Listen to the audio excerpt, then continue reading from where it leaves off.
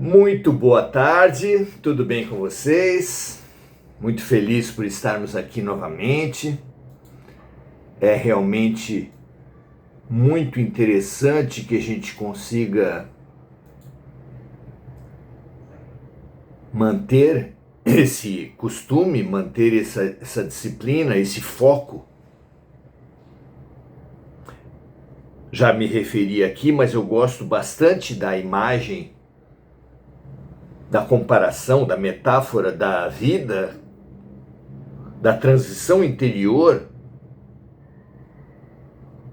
com uma passagem sobre uma corda num grande abismo.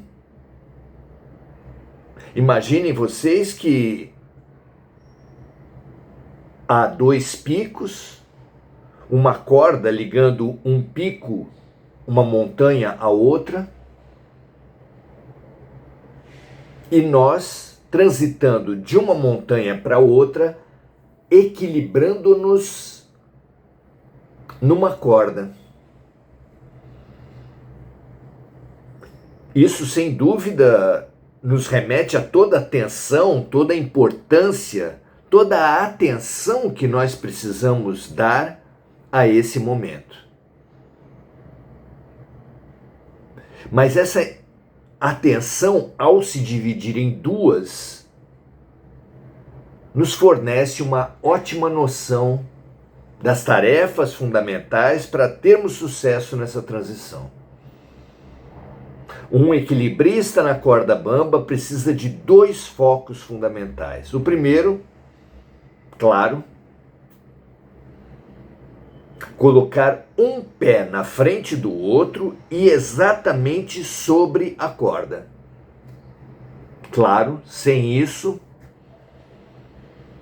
é impossível a sua transição.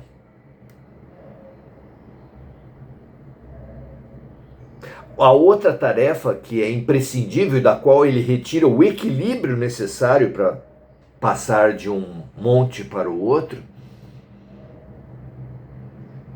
é o foco no infinito.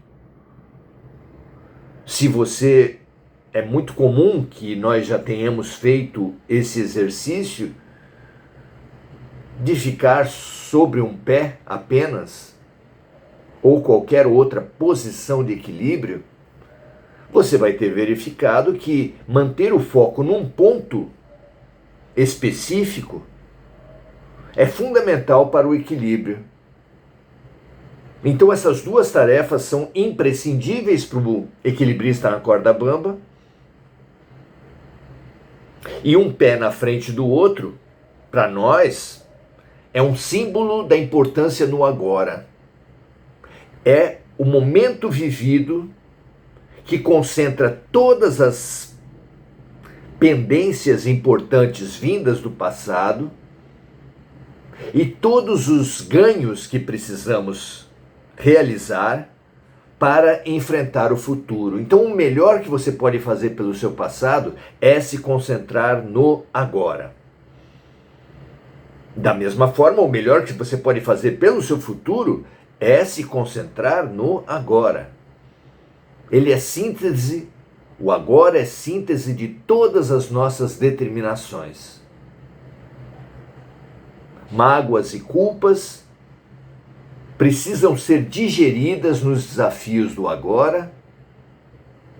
Controles e ansiedades precisam ser resumidas na boa vivência dos desafios do agora. Estarmos aqui representa esse exercício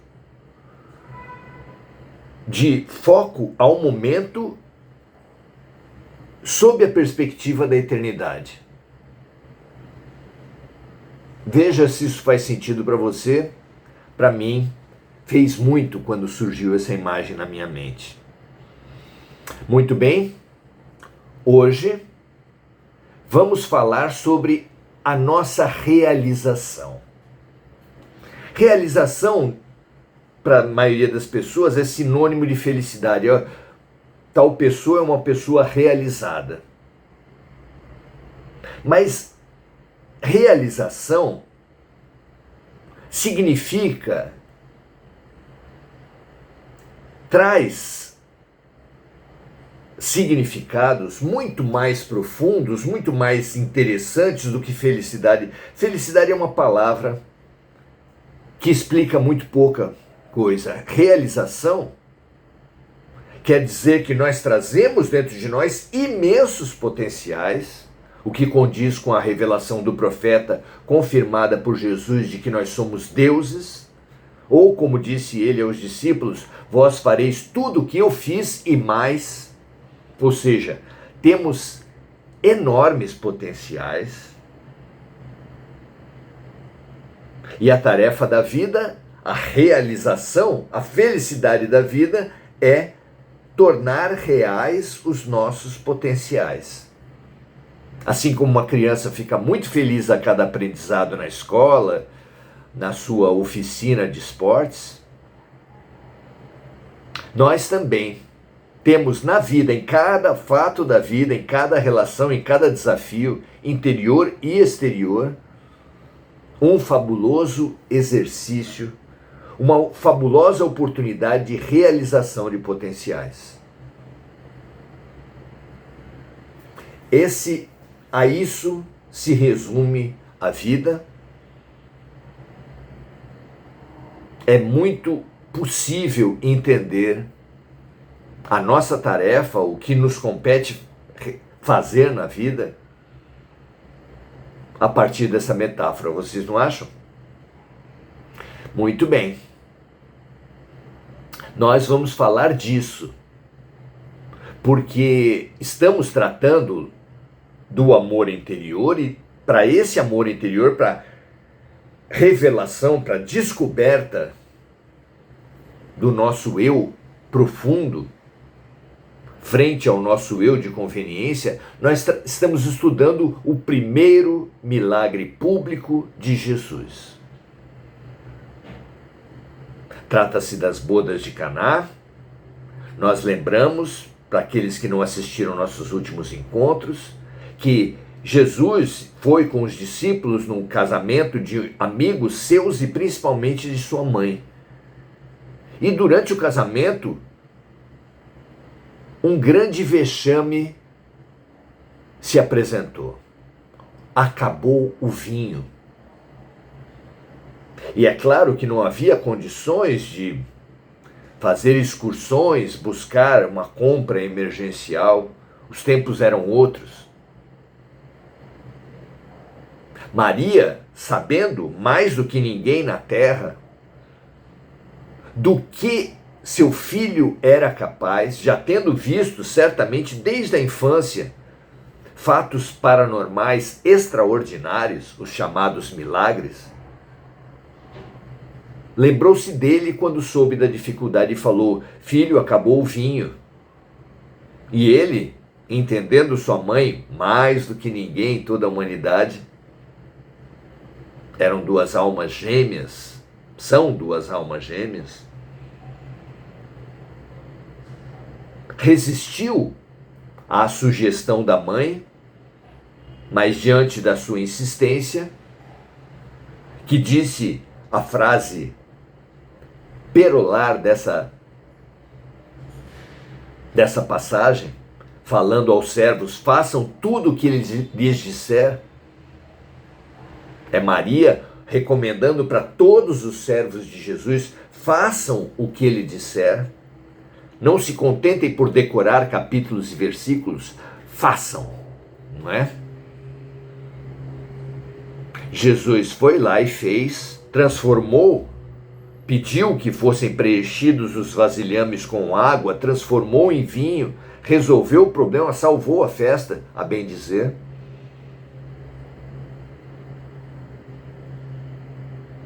E aqui praticamente se encerra essa passagem com os seguintes dizeres do evangelista João: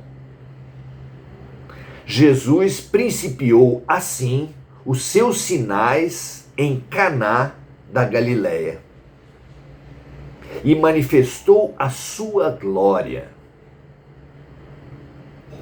manifestou a sua glória, que nós aqui, nas nossas palavras, tomamos como sinônimo de realização.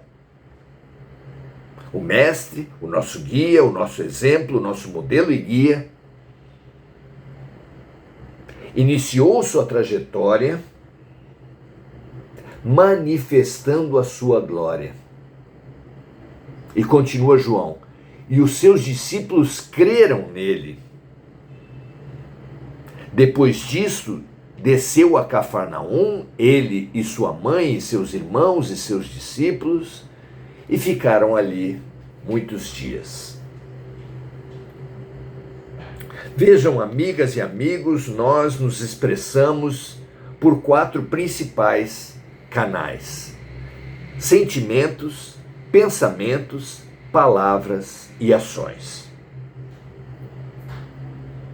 São os primeiros pensamentos e sentimentos internos, interiores ao ser, que ditam o bom ou mau sentido das segundas, as palavras e as ações. Uma palavra não tem valor por si. Ela adquire valor conforme o contexto e conforme o sentimento e a intenção daquele que as proclama. E da mesma forma as ações. 2 gestos exatamente iguais adquirirão significados completamente diferentes conforme o contexto e conforme a intenção daquele que o pratica. Uma imagem que nós usamos muito é de 2 pessoas dando cestas básicas na periferia. Um candidato a vereador, o outro, uma pessoa que busca o aprendizado da solidariedade e da fraternidade cristãs. É o mesmo gesto, pode ser exatamente a mesma cesta, mas tem significados, consequências, aprendizados completamente diferentes um do outro, não é mesmo? Pensem nisso. Então nós nos expressamos, todos nós, em sentimentos, pensamentos, palavras e ações, e os pensamentos e sentimentos interiores ditam o bom ou o mau sentido das nossas palavras e ações. O que é um grande problema para a humanidade, para essa humanidade ao mesmo tempo ingênua e hipócrita. Em nossa inconsciência, nós nos detemos no exterior, sem nos preocupar com o interior, atolando-nos em sentidos físicos, conveniências sociais, manipulações e desvios. Foi isso que o pensamento e o sentimento puros, expressos em palavras e ações amorosas, Jesus veio curar.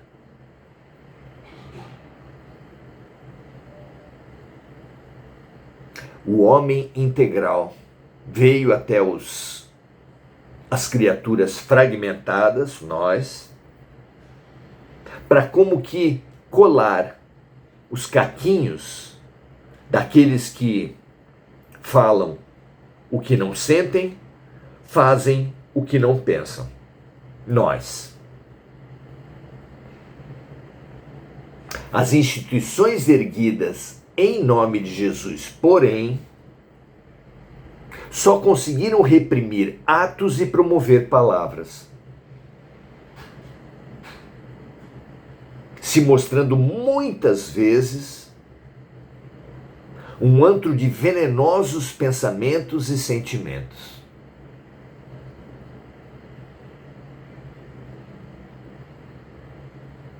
Produzindo trágicos desvios e violências.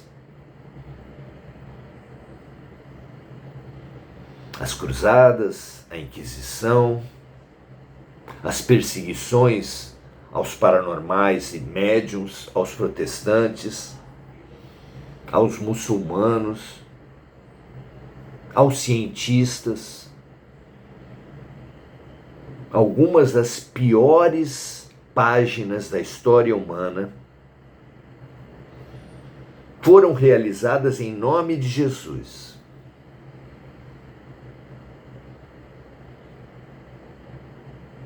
A ponto de serem exemplos máximos da hipocrisia, desse descolamento dos atos e palavras frente aos sentimentos e pensamentos. E isso feito em nome daquele ser integral que foi Jesus, que falava e agia exatamente como pensava e sentia.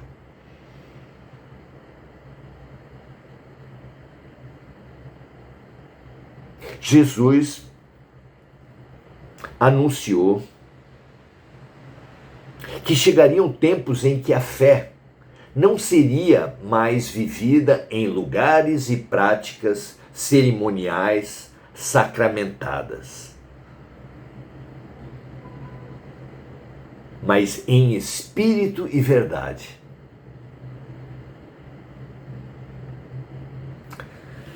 Vejam só que previsão. É a previsão que ele fez naquela passagem, naquele encontro fantástico que ele anunciou para a samaritana, à beira do poço de Jacó, que a diferença entre os samaritanos e os judeus se tornaria insignificante porque haveria um tempo em que a fé, a nossa relação com Deus, seria expressa, seria vivida em espírito e verdade.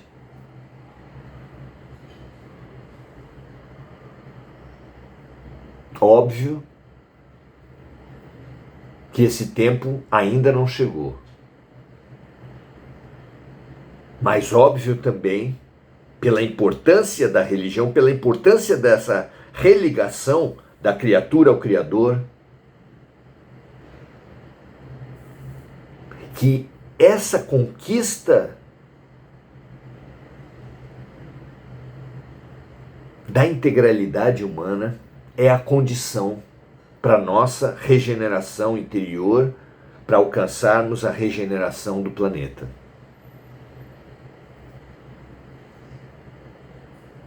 Para nós manifestarmos essa glória, espelhemo-nos em Jesus manifestando sua glória. Nas bodas de Caná, onde ele transformou água em vinho. Nós também temos esse imenso poder, entre outros fantásticos, que Jesus personificou na terra. Para vivermos, para manifestarmos essa glória, porém, é imprescindível busquemos ser sim, sim e não, não. Como ensinado nos evangelhos. É essencial, minhas amigas, meus amigos, que a integralidade do ser preencha nossas profundezas, quebrando com esse auto-boicote que é a fragmentação humana.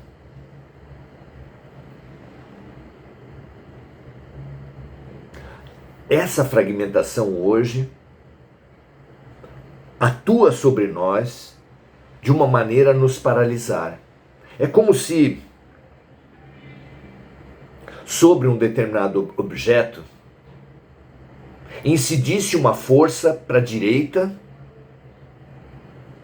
por exemplo, a força das palavras e ações, e uma força para a esquerda, por exemplo, a palavra dos pensamentos e sentimentos, porque nós vivemos em oposição, em cisão interior, que é a hipocrisia. Palavras e ações descoladas dos pensamentos e sentimentos.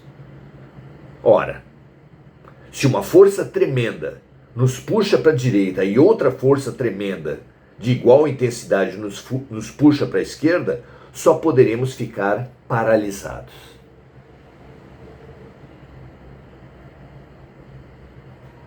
Por isso, é essencial que a integralidade preencha nossas profundezas, dirija nossos passos, seja o princípio norteador das nossas manifestações no mundo. Porque é assim, preenchidos de integralidade, que transbordaremos numa compreensão profunda da verdade, num amor perfeito ao Espírito. Vivendo assim a nossa ligação com o Criador em espírito e verdade. Tomara que isso faça sentido para vocês. Que nós alcancemos, que façamos já passos concretos no sentido de viver uma espiritualidade em espírito e verdade, interior, do que resultará essa expressão da fé em espírito e verdade exterior. Que a humanidade toda perceba, receba, aceite e se realize nos seus maiores potenciais com esse convite de Jesus. Muito bem, vamos então registrar a manifestação dos amigos. Enir Cajazeira dando boa noite a todos, vibrando por Mônica Silva. Que nós multipliquemos a luz desse momento que vem do alto e vem do nosso interior mais profundo. Transbordemos desde já para todos aqueles que estão nos nossos corações, pensamentos, palavras e ações, num moderno, num atual milagre da multiplicação dos pães. André Santos, prazer ter você aqui. Enir Cajazeira dando graças a Deus. Que esse nosso momento reflita sempre nesse preenchimento e transbordamento que hoje fizemos. Um grande abraço para todos, ótimo final de sábado e até a próxima.